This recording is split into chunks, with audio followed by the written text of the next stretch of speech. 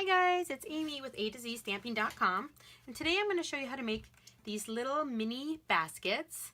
I thought these would be perfect for getting little Mother's Day gifts ready to go, or with Teacher Appreciation Week coming up, little teacher gifts, or if you just need something fun for your friends, these would be fun to use. So let's get started.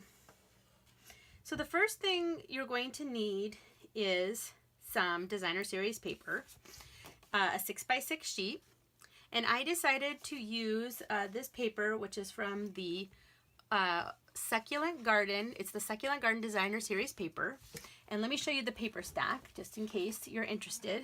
This paper stack is only available while supplies last. It is on the discontinued list, and it's still available, and it's amazing that you get 6 sheets, so 2 sets of 6 sheets, 12 sheets total of all these papers, and they're all double-sided. So there's a little bit brighter colors on this side. We've got Calypso Coral, there's Mint Macaron, Mint Macaron's right there. There's Old Olive, Sweet Sugar Plum right here, and some Tip Top Taupe. I love that. I'm sad to see that go. And then of course Whisper White. So this is a really fun paper stack. I think it's very versatile and you can do a lot of things with it. So again, I'm going to use this piece right here. It's cut at 6x6. And you're also going to need the Stampin' Up! Envelope punch board. This is really neat to own. It's only $20, and let me tell you, I've gotten my money's worth out of this.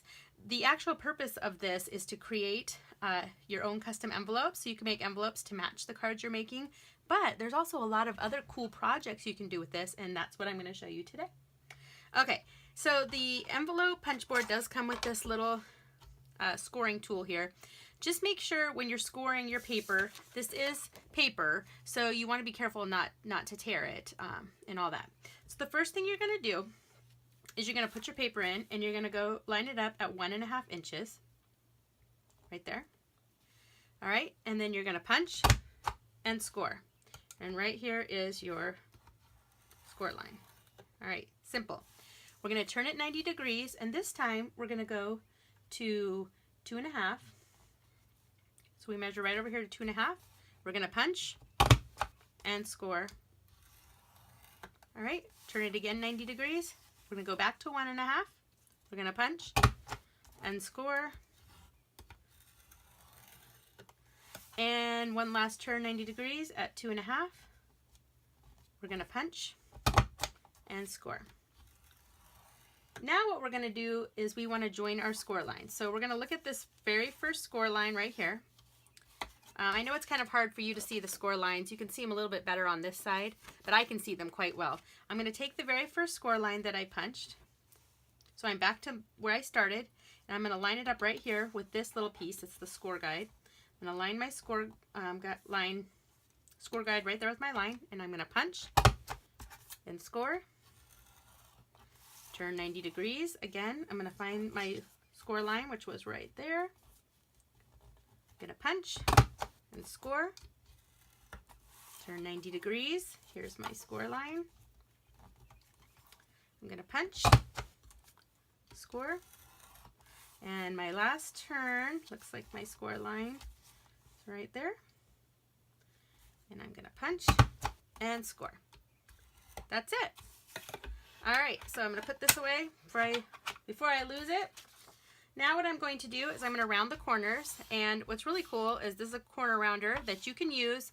Stampin' Up! Is no longer going to be working with Project Life, and so we're losing our corner rounder, and I haven't seen a replacement for it at this point. But what's really cool is if you own the envelope punch board, there's a corner rounder right here, and so you can round corners if that's something you really need to do. All right, so we're going to round these 1, 2, 3, and 4. All right. Next thing I'm going to do is I'm going to just use my hand, and I'm going to fold all of my score lines.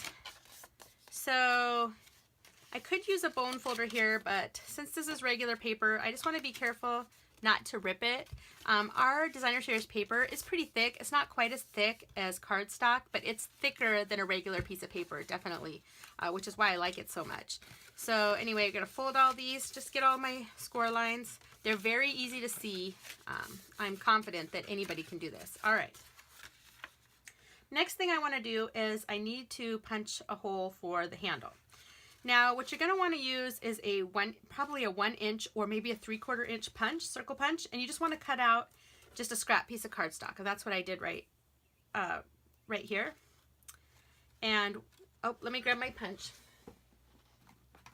I'm going to be using my 1 1/4 inch punch. And again, our punches all store flat, which is great. It makes it much easier for storage. You just pop it open.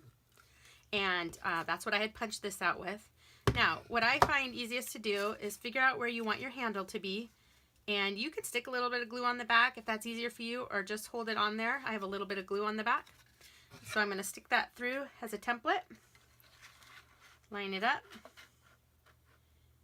And I'm going to punch it out.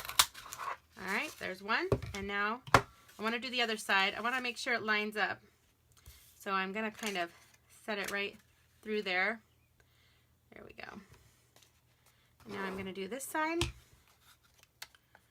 And let's see if I can. It would help if I put the sticky side down. Okay, let's try that again. Next time, yeah, it would help if you put the sticky side down so that, there we go. All right, and I'm going to punch this side through. The great thing about crafting is it doesn't matter when you make mistakes or mess up, you just fix it and move forward. All right, there we go. So now we have our cute little handles. All right, so now what I'm going to do is I'm going to take my paper snips here.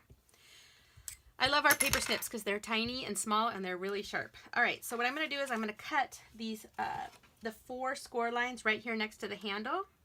So just right here, I'm just going to cut these just right down to that first score line. And actually, if you get it from the top of the paper snips, you just have to snip once. There we go.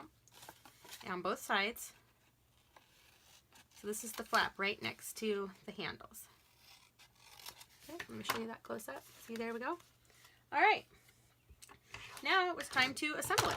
So I'm going to take my glue, and I'm just going to put a little bit of glue on these end flaps because I don't need these flaps. So I'm going to glue these down first of all. All right. Next thing I'm going to do is I'm going to put some glue on the outside of my flaps, those 4 flaps that we just cut. I'm going to put glue. Now, if you're going to be putting something really heavy in these, I mean, I don't know, it is paper, but if you're going to be putting something where you're really worried about it coming apart, you could use fast fuse. I'm not too worried about that, so I'm just using my snail adhesive. And then you just pop it up and press your sides together. 1, 2, 3, 4. Okay, there's my 4 sides. All right, then from this point, you would stamp or create an embellishment for the front, and just to save time, I cut out this 1 1/4 inch circle with my punch here in Mint Macaron, and then I used our new Eastern Beauty stamp set to stamp just a sentiment here. It says "Enjoy Today," and this is on some Tip Top Taupe. It's a 1 1/2 inch, cut out with a 1 1/2 inch circle punch in Tip Top Taupe, and I've stuck a dimensional on the back. Love our dimensionals. And I'm just going to stick that right on the front. This would be super cute with any tag, though. You could use the banner triple punch. There's several ideas you could do, but you could stick something cute. You don't even have to stamp anything on the front. You could just make a flower or stamp an image. It doesn't really matter.